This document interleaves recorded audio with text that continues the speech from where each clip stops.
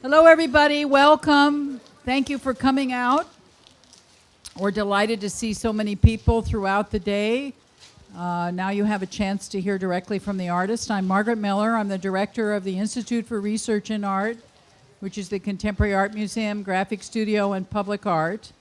And this project by Bosco Sodi, who you'll hear from in a moment, is part of the exhibition called Visible Turn, Contemporary Artists Confront Political Invisibility.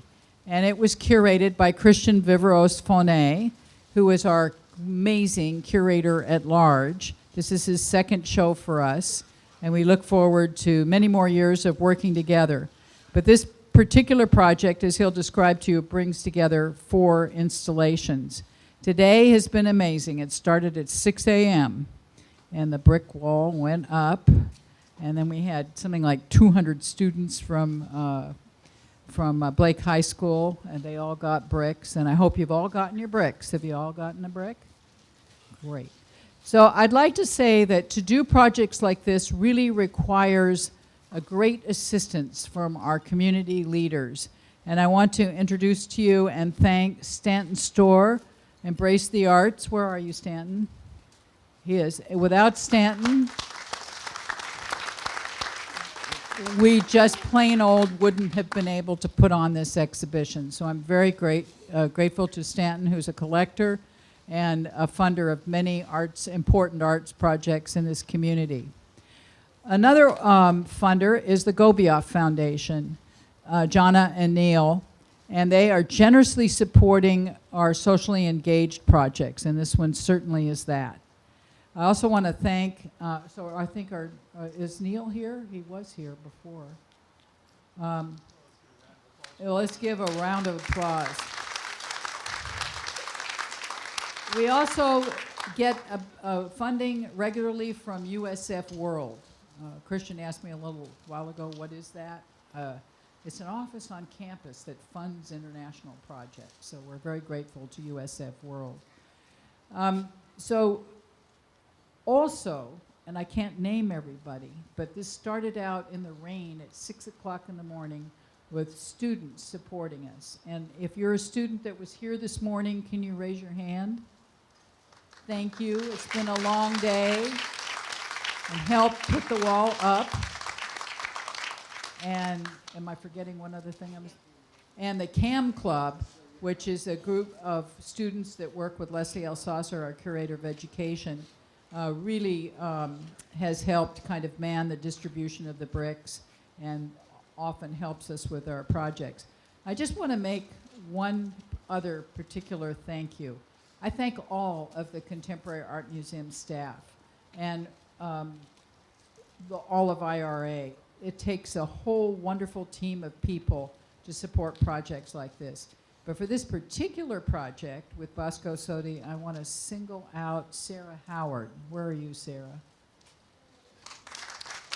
Thank you for all your organization, getting the press out, doing so much to make this project move forward. So I know you're all standing in the cold and you're tired of hearing from me, so I'm going to turn this over to Christian Viveros-Fonet, who's going to give you a little bit of information about the total scope of the exhibition and introduce Bosco Sodi. Thank you, Margaret. Thank you guys for being here. And I'm not going to talk for very long.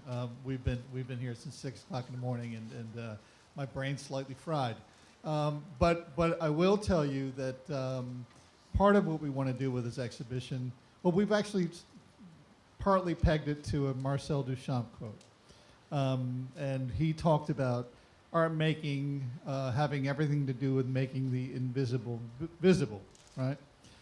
So the 4 artists in this show, Carolina Sabeca, Jorge Tacla, Tavares Strachan, and of course Bosco Sodi here, have basically brought us 4, frankly, monumental works that managed to make things that are seemingly often invisible, that slip out of sight. Sometimes they are, they seem to be sort of under our nose, and sometimes they're actually sort of hidden by multiple kinds of forces. They've managed to sneak them into visibility, to make them viewable, studyable, recognizable things that we can think about, consider, right, or reconsider. Bosco's wall is a very material manifestation of that. We have been talking about walls since, not just since before November of 2016, but before Jericho, frankly, to the present. So the idea of the wall and the separations that it creates, and more importantly, the ability to disassemble walls has been a very important metaphor, a very important idea for, well, lots of human history.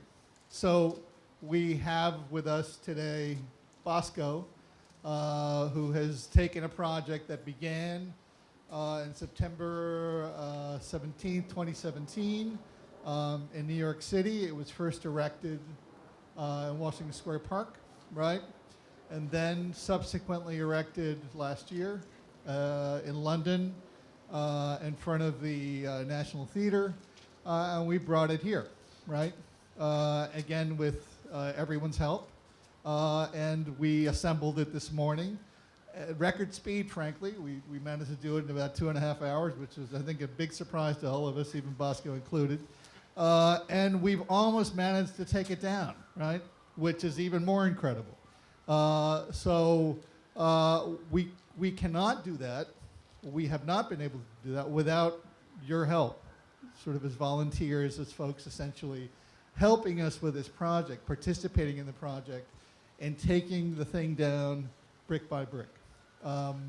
So we hope that you'll help us get rid of these, right?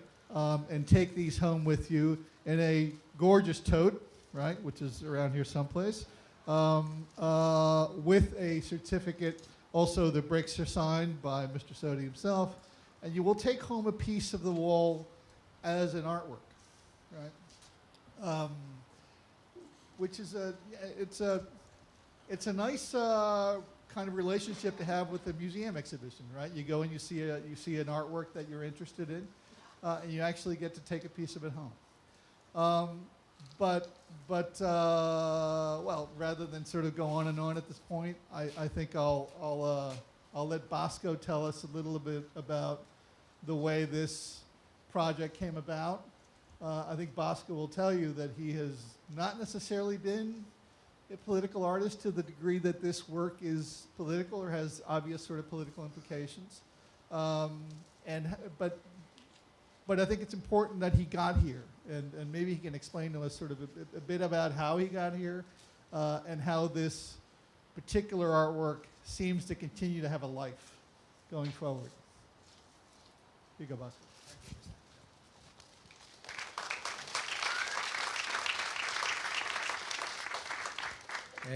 Well, thank you very much. I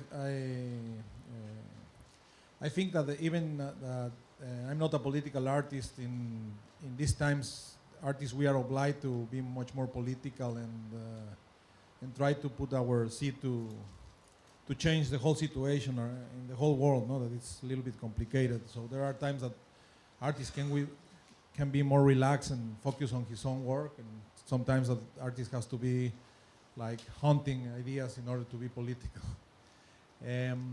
Bueno, this idea came a long time ago when I was I was doing in my studio in Oaxaca. I was doing this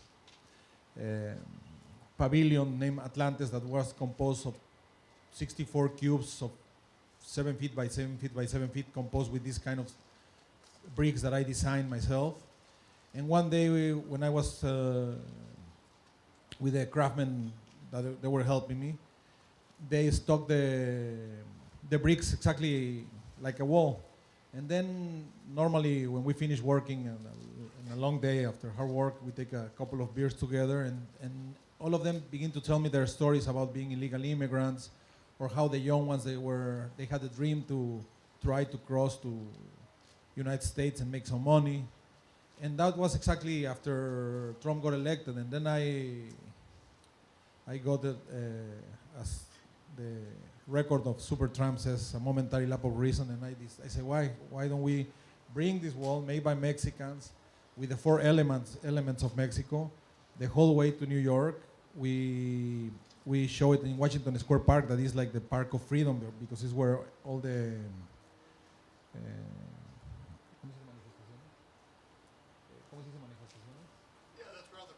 all the protests happened.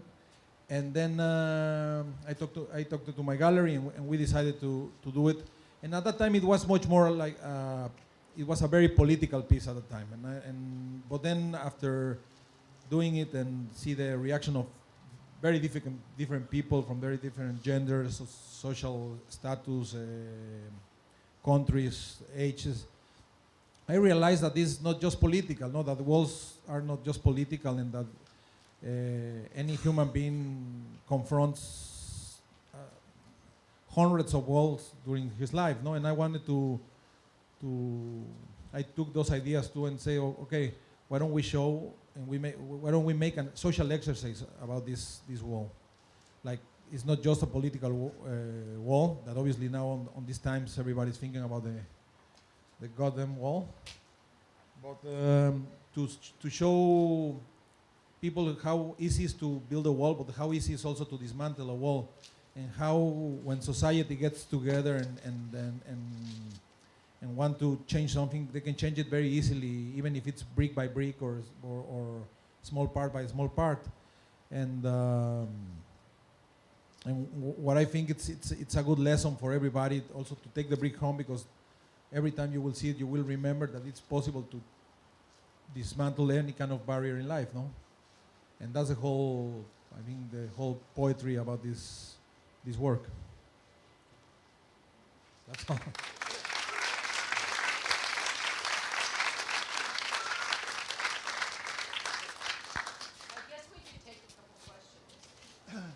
Yeah, I suppose we can take a couple questions. The questions? How many bricks do we put 1,080 bricks.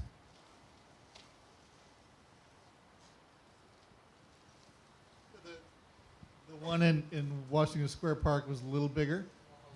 What, it was 1,600 bricks. But this one's taller. Anybody else? More questions? Please.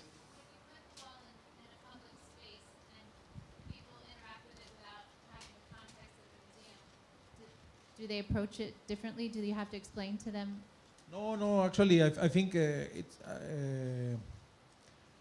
in Washington Square Park, it was people passing by. There was a lot of people because there was published on the New York Times. There was a lot of art people that was going there. But there was also a lot of people and even a lot of young kids, as your daughter, that they came and they did a completely different interpretation. That's what I don't like to, when in general in my work, even though I never put titles or anything like that, but because I want to give a lot of freedom to the viewer to make his own interpretation. And I was very surprised when these kids that they were at the Washington Square Park happening, when they sent me letters. The teacher sent me all the letters from the kids and how each one make a completely different but very beautiful interpretation. So I think it touches a very human fiber, a very human fiber that everybody it's a very easy and it doesn't need any very intellectual explanation. No, it's simple. Do they hesitate though? I can take this with me. I mean, is it something strange? See, no. At the beginning, well, people, you know how we're humans. No, they were around and looking, and then they saw that people were taking. And said, "Can I also participate?" And yes, of course. And it was that way. Thank you. You're welcome. Yeah, I think part of what Bosco is trying to point out, I think we've probably all gotten it, is that it's not an issue-centered artwork in any real way, right? I mean, it connects to an obvious issue that's in all our minds right now at this moment. But without Trump and without that border wall, man, it still refers to lots and lots of walls throughout history, right? I mean, it's just a potent symbol, the idea of a wall and taking one down. If you don't want to talk about the The wall at the southwest border, well, then the Berlin Wall will do. And if you don't want to talk about that, then again, you can go back to Jericho or wherever else you want to go back to. So, anyone else? Yeah, I wonder, is this a typical form of brick making in Oaxaca? And also, did you hire like artisans or just locals to help make the bricks? Well, Oaxaca is very, very rich in different type of clay. So you have the black clay in some parts, otherwise gray clay. But this is very local, very close to my studio, and I work there with the craftsmen that they do the normal bricks. And actually, when we were doing I have other different works with clay, I hire as my studio assistant one of the clay workers. So I'm in continue contact with them, and that's why. Obviously, I couldn't make so many bricks, so every time I go to the studio there, I go with them and do as many bricks as possible, but also they do a lot, and it's their work, totally.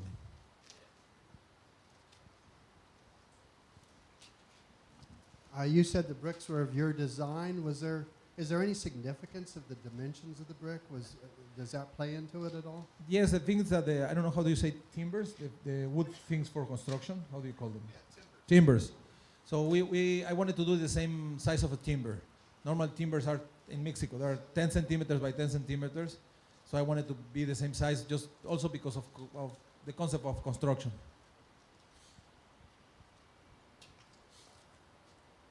How do you transfer all the bricks? Well, we did it. In this case, it's a very actually very simple because we just put it in boxes in Casa Bueno in my studio. And then we send them by truck, and the truck was following almost the same route that the illegal immigrants they take when they come here.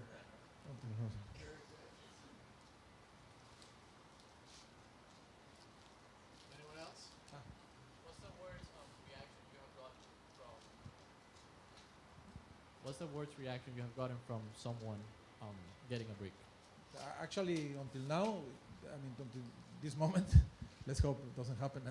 We don't have any kind of bad reaction. Also the thing is that we have done it in New York, in London, or here. It looks like a much more open-minded places, no? But in New York, there were people that told me I don't agree, but I love the concept, and that's all. But I have never had any problem. I was a little bit afraid that before doing the one in New York, and actually. Some people from my family, they were afraid, saying, well, what if they take out the visa? But nothing happened. Everything was super easy. The mayor sent somebody to take the second brick after me. So that was very beautiful to understand that. At the end, all of us were humans, no? And then maybe some political difference or misunderstanding. But everybody's human, and everybody wants to break some wall. Maybe not the same one, but some. Okay, so no bad reactions, but what's the best reaction you've gotten? I think the best reaction was that day in Washington Square Park when this teacher brings their kids from the class to do the drawings, and then to read how do they interpret the wall, because they didn't have any political knowledge, and how do they interpret the wall in very different ways. It's very beautiful and poetic, and also the drawings were completely beautiful. No?